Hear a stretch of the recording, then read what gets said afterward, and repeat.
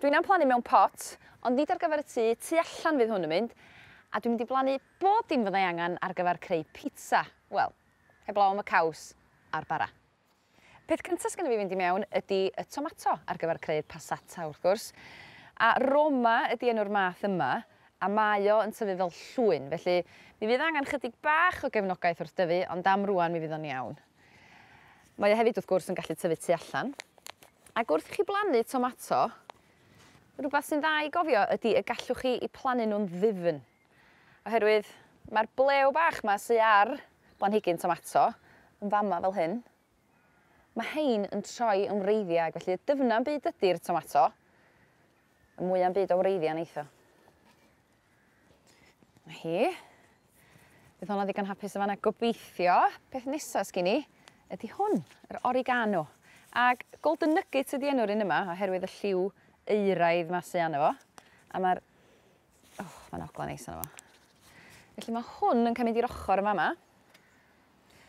Wel, mae'r pot yma yn eitha bychan i gymaint o blanhigion. Felly, mi fydda i yn gor'o' i fwydo fo efo bwyd hylifol bob ryw wythnos. Ond fydd o werth o bydd i gael bob dim dwi angen i'r pitsa mewn un pot. Reit, nionod gwyrdd sgynna fi nesa, neu slodge os ydych chi'n galw nhw spring onions yn Saesneg. A mae hein yn mynd i gael mynd ar hyd y cefn yma, achos mi nawn nhw dyfu yn eitha tal hefo'r tomato. Ond dwi'm isio gormod onyn nhw. Isio ryw 2. A fedrwch chi roi be bynnag da chi'n licio ar bitsa, sa chi'n medru roi chydig bach o thyme, marjoram ella yn lle'r oregano. Y planhigyn ola ydy'r basil. Wan, dydw i'm yn gallu llawer o hwyl efo basil tu allan yn fama fel arfer. Mae hynny oherwydd bod yna gymaint o wynt a mae'n wlyb iawn hefyd yn dydi ar rei adega yn hafael ni. Ond dwi'n gobeithio os roi'r pot yma mewn lle cynas braf reit gysgodol, bydd y basil yma'n iawn. Mae gen i beth yn tŷ gwydyr hefyd. Rhag ofn de. Mewn â fo.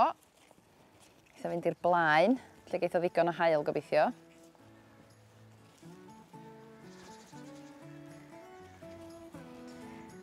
A dyna fo, potyn pitsa, rhywbeth chydig bach yn wahanol i'r ardd eleni.